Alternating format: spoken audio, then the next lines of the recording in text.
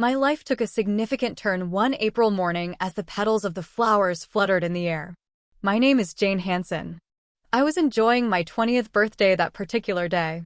There should have been many lively festivities. However, the sobs of my daughter, Emma, started my morning.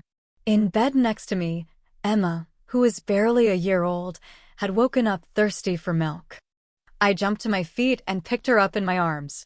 I always had the will to live, thanks to the warmth that emanated from her tiny body.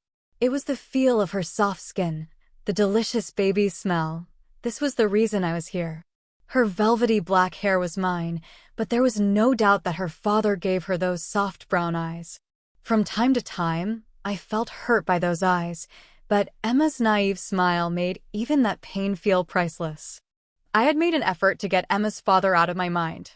Every time I thought of him, I felt a tightness in my chest. He disappeared as soon as he found out I was pregnant.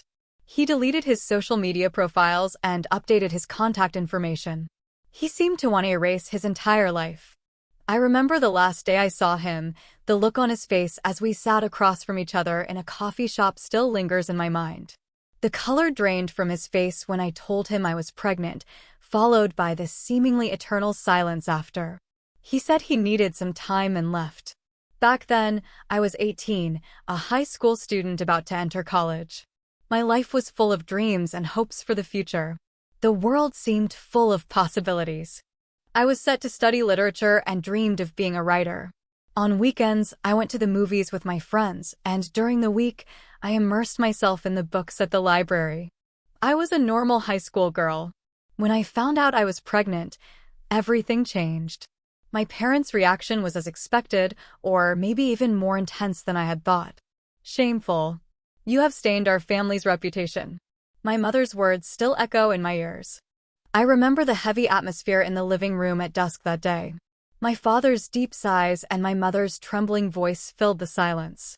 My mother repeated the same words over and over again while crying, as if trying to convince herself. How could this happen? Her voice was so cold, like the breeze of an autumn night. On the other hand, my sister, Elisa, was different. She was 16 years old at that time, bright and cheerful. She was my parents' favorite, captain of the cheerleading squad, and an excellent student. She was the daughter my parents had always wanted. She didn't say much about my pregnancy.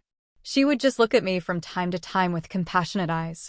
In her gaze, there was a mix of pity and a sense of relief, as if to say, I am different. In the 2 years since I had Emma, I had been desperate.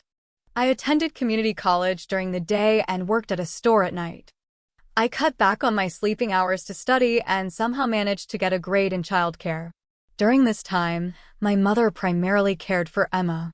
When I returned from my night shifts, my mother would hold Emma, looking exhausted. Sometimes I would see her softly sing lullabies. During those times, I could feel the love in her. However, my mother's kindness always had thorns. As she cared for Emma, she never held back her critical words. This happened because you were reckless, she would say as she changed Emma's diaper. Her hands were gentle, but her words were sharp, piercing. Do you realize the troubles you're causing us? I sighed as I warmed up the milk. That sigh weighed heavily on my heart. If only you could have been more like Elisa. After putting Emma to bed, my mother would often murmur those words. They seeped into my heart like a curse. I would hear those words almost daily. In my room, I would often cry as I held Emma, listening to her soft breathing. I wished to provide her with a better environment. However, that wish always crashed against the walls of reality. Financial independence still seemed like a distant dream. One morning, after finishing feeding Emma her milk, I heard my mother's voice from downstairs. Jane, it's time for breakfast. There was an unusual tension in her voice, a strange sound mixed with anticipation and anxiety. I carried Emma downstairs into the living room. My parents were waiting for me with serious expressions. There was no breakfast on the table. Instead, there were a few documents laid out. Sit down, my father's voice echoed unusually low. I did as I was told and sat down on the couch with Emma on my lap. Maybe sensing the tense atmosphere, she was calmer than usual. Jane, "We have to talk," my mother began with trembling hands. "It's about Elisa." At that moment, my heart skipped a beat. The crying in Elisa's room the night before, the excited voices of my parents that lasted until the night, the sounds of footsteps back and forth in the hallway, everything made me think that something important had happened. Time seemed to slow down as I waited for my mother's next words. "Elisa is pregnant." I drowned in silence. My sister was only 18, and she got pregnant at the same age as me. The coincidence seemed like a cruel twist of fate. Who is the father? My question almost came out in a whisper. The already heavy air in the room seemed to thicken. "It's Chris, the son of the president of the real estate company," my mother answered with a hint of pride in her voice. This change in her tone caused a sharp pain in my heart. Chris Bearer, the only son of a well-known wealthy family in the area. His father's real estate business was one of the most successful companies in the region. I had heard that Elisa started dating him in high school. She had met him at the school cultural festival. He was a tall and intelligent-looking young man. The way he held Elisa by the waist and looked at her with pride, they made a perfect couple. At that moment, I was sincerely happy for my sister's happiness. But now, that memory brought me complex emotions. My father cleared his throat. "We have made a decision." I had no idea that this decision would change Emma's fate and mine. "Elisa and the baby will live here. Chris will join them." This statement struck me as strange. Although there were 4 rooms in this house, they were all currently in use. My parents' bedroom, Elisa's room, Emma's and my room, and an old guest room used as storage. "So, Jane," my father's voice was heavy, "I'm sorry, but I need you and Emma to leave." A loud noise seemed to ring above my head, and for a moment, everything seemed white. A ringing in my ears. The atmosphere of the room felt as if it had frozen. "What?" My voice trembled weakly. Emma looked at me anxiously, her small hand gripping my sweater tightly. "She's going to give birth to a boy, our grandson," said my mother excitedly. There was a warmth in her voice I'd never heard before. "He will continue the family line. He must be raised in the right environment." My mother's eyes shone with an unnatural glow. I could vividly imagine my parents' reaction when they learned that Elisa's baby was a boy. But Emma, too. "Emma is a girl," my mother declared coldly. There was no trace of kindness in her voice. "Besides, you're a single mother. That affects our reputation." At that moment, everything became clear. To my parents, Emma and I had always been a disgrace. On the other hand, Elisa's pregnancy was a blessing because the father came from a wealthy family and the child to be born was a boy. Emma coughed softly. That sound brought me back to reality. I had to protect this girl. I had to secure her future when we had to leave. My voice was surprisingly calm today.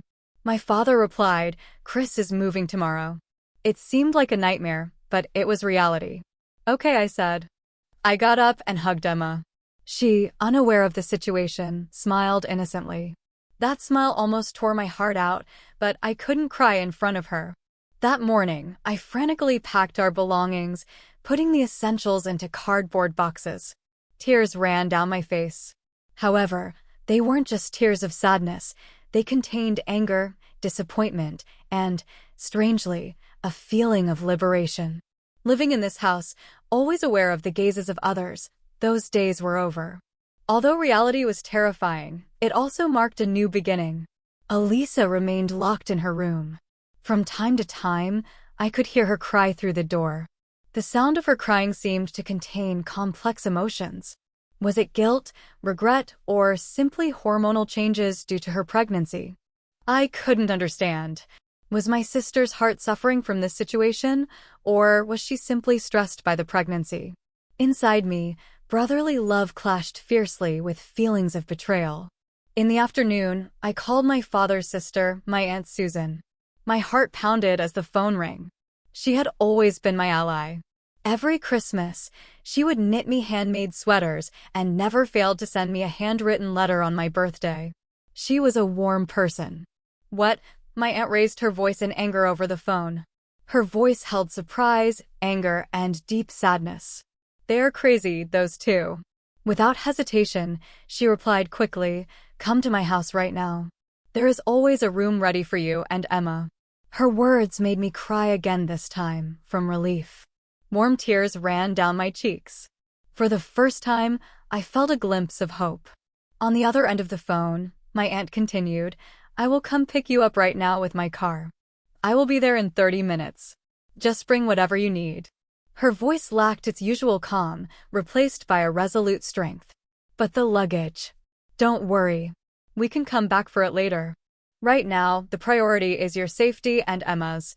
After hanging up, I took a deep breath. At night, I had loaded our last belongings into the car. My parents waved us off with a look as if they were looking at strangers. They stood in the doorway, their eyes seemingly empty. My mother opened her mouth several times, but in the end, she said nothing. Her expression seemed to have a hint of regret, although it could have been my imagination. My father crossed his arms and watched us go with the demeanor of someone firing a contractor, avoiding eye contact. "Goodbye," I said. At my words, they just nodded silently. Emma was sitting in the back seat of my aunt's car, clutching a new stuffed animal she had brought with her. "You need new friends for a new start," my aunt said kindly. At that kindness, I almost drowned. On the way to my aunt's house, I pulled out my smartphone and opened the social media app. Years of repressed thoughts burst forth in a torrent of words, like a dam breaking, releasing all the emotions I had held back. Today, I was kicked out of my childhood home. The reason? My parents needed a room for their grandson. I have a 1-year-old daughter. Being a single mother, I was always a disgrace to my family. Every day, I was faced with this fact and was forced to apologize as if my very existence was a mistake. However, the moment my sister got pregnant with the child of a rich family, everything changed. They evicted us for the sake of the heir to continue the family line, with only a day's notice. They didn't hesitate to kick out their daughter and granddaughter. To those who read this post, know that this discrimination still exists in the 21st century. There are still parents who would kick out their daughter and granddaughter because she's a girl and the mother is single. But this is not the end. It's a new beginning. Emma and I have a real family now. Blood doesn't always mean love, and I've learned what a real family is. The moment I posted this, I felt a deep sense of release. I had unleashed upon the world all the emotions I had repressed for so long. At the same time, I felt a fierce anxiety. There was no turning back.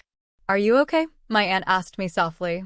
Her voice was filled with deep understanding and support. "Yes," I nodded slightly. "I feel like I've finally been able to express my true feelings." Emma's cheerful laugh sounded from the back seat, encouraging me. We pulled up to my aunt's house as the sun was setting. "You did right to come," my aunt said, hugging me and Emma tightly. I could feel the tension of the day slowly fading away. Her body had the familiar smell of soap, the smell of a safe place. "This is your new home now." Those words carried a definite weight. The house was extraordinarily tidy inside. My aunt must have prepared the room in anticipation of our arrival. A small crib with clean sheets was already set up in the corner of the living room. The table was set with a hot dinner, its aroma filling the room. That night, I talked at length with my aunt. After Emma fell asleep, we sat around the kitchen table, discussing everything: my parents' attitude, Elise's pregnancy, and all my feelings up until now. Speaking out loud helped the mother in me start to take shape. "Your father has always been tied to old traditions, but I never imagined he would go this far," my aunt said, her voice mixed with disappointment for her brother and deep affection for us. "Just because a boy is going to be born?" My aunt shook her head. Still having those opinions in this day and age. The next morning, my post on social media had generated an unexpected amount of reactions. Notifications flooded my smartphone screen, thousands of shares, tens of thousands of empathetic comments, and words of encouragement from strangers. "It does say the right thing," I expressed my anxiety while making breakfast. "It's gotten so big." "You did the right thing," my aunt said firmly. "Nothing changes if someone doesn't talk." That afternoon, my grandpa called. "Jane, is that true?" His voice was shaking with anger. The usual calm had disappeared, replaced by intense emotion. "Yes," I answered out loud. "Grandpa, everything is true." "I see. After a long silence, my grandfather spoke in a deep voice. "Tomorrow, we will come, your grandmother and I. Let us hear everything." The next day, my grandparents visited my aunt's house. As soon as he entered, my grandfather went straight to Emma. At first distrustful, she quickly calmed down when he smiled sweetly at her. "Our fortune has been maintaining that house," he said while holding Emma in his lap. His voice contained deep remorse. "And yet, they threw out their daughter and granddaughter." My grandparents were rich. The house my parents lived in had been bought with the help of my grandfather, a fact that I had not known until then. The big house, the well-kept garden, everything was maintained by my grandfather. "Perhaps our fault was the silence," said my grandmother in a low voice, with tears shining in her eyes. "We have spoiled them too much." "If they do not accept you," said my grandfather firmly while Emma fell asleep in his lap with her new stuffed animal, "the entire inheritance will go to you and Susan." Those words transformed the situation. His voice carried resolute determination. It was not a mere threat, but a clear declaration of intentions. "Dad." My aunt choked. "Susan, I trust you to use it correctly," my grandfather continued, addressing Jane and Emma. My grandmother nodded silently. "It is difficult for us to make such a decision," my grandfather said softly, stroking Emma's hair. "But sometimes it is necessary to make difficult decisions." From that night on, my parents' calls were incessant. At first, I ignored them, but little by little, the frequency increased. "Jane, let's talk." My mother's voice was more distressed than I had ever heard it. "There has been a misunderstanding. We are family, after all." There was a clear desperation in her voice. They must have realized that my grandfather's decision would directly affect their lifestyle. "You only want the inheritance, right?" I said. There was silence on the other end of the phone. That silence confirmed that my words had hit the nail on the head, her true intentions. I could hear my mother's breathing, increasingly agitated on the phone. "Why are you saying that?" Her voice was shaking. "Because it's true, no?" My voice remained surprisingly calm. "When you kicked Emma and me out, you didn't seem to have any qualms." I also received a message from Elisa. A long text from my sister appeared on the screen. "Jane, I'm sorry. I didn't know anything. Our parents told me that you wanted to go on your own." The smartphone in my hand shook slightly. Maybe part of Elisa's words were true. Maybe our parents hadn't told her the truth. However, that didn't excuse her indifference. I took a deep breath and slowly typed a reply. "Your son is not to blame, but neither is Emma. And neither am I." However, you just stared in silence. There was no response from Elisa after that. Suddenly, Emma jumped into my lap. Her small hand touched my cheek. Her warmth brought me back to reality. A week later, the situation took an unexpected turn. Elisa suddenly left our parents' house. A friend of my mother from the neighborhood brought the news early in the morning. A large car had parked in front of the house, and Elisa's belongings were loaded into it. Our parents tried to stop her but could do nothing. Chris's father was there to help her. "I have decided to live with Chris," Elisa called me that afternoon. Her voice had a clarity I had not heard in a long time. "What?" "Our parents are doing it wrong. I don't want to be a part of it." Her words aroused complex feelings inside me. Her decision was commendable. It certainly required courage. But why hadn't she realized it before? Why hadn't she spoken up when we were thrown out? "In Miami, Elisa." My voice broke down a little. "Why now?" "Jane, I've been thinking a lot since that day. I've had sleepless nights." Elisa started sobbing on the phone. "Chris's parents have accepted us. They don't care if it's a boy or a girl. This is how it should be." A month later, as promised, my grandparents officially reviewed their will. My parents' inheritance was eliminated, and instead, the rights were transferred to Aunt Susan and me. This news reached me through an angry call from my father. "What have you done?" His voice pierced through the phone. "You plan to betray your family? Betray the family?" I answered in a low but firm voice. "Who was the one who kicked Emma out?" Without listening to my entire answer, my father hung up the phone. In the following months, I worked hard to build a new life. I got a job as a preschool teacher, and Emma started attending the daycare that my aunt ran. I had a hard time reconciling work and childcare, but I no longer felt the loneliness of before. Ms. Hanson. Good morning. The children greeted me every morning with cheerful voices. Emma was among them. At first, it was difficult for her to distinguish between teacher and mother, but now she skillfully used both terms. Work was pleasant, and my colleagues welcomed me with affection. Many had seen my post on social media, but none showed negative reactions. Many people supported me. It was brave of you to speak, someone said. I don't have the courage that you have, Jane, commented a veteran worker at the daycare. The director from the center added that courage can support another person. My post on social media inspired many messages from other people in similar situations. Some were young mothers who had also been kicked out of their homes. I started to communicate with them, and occasionally, they would ask me for advice. My experience could serve as a guide for others. Emma quickly adapted to her new surroundings. My aunt's house has a small garden, and she loves to play there. Her smile, innocent and pure, whispers to my heart, "Your smile is my greatest treasure." Emma is about to turn 2. She is growing up surrounded by love at my aunt's house. We have not been in contact with my parents. I exchange messages with Elisa from time to time. She is desperately trying to rebuild her life. Although I have not fully forgiven her, she has acknowledged her mistakes and has apologized.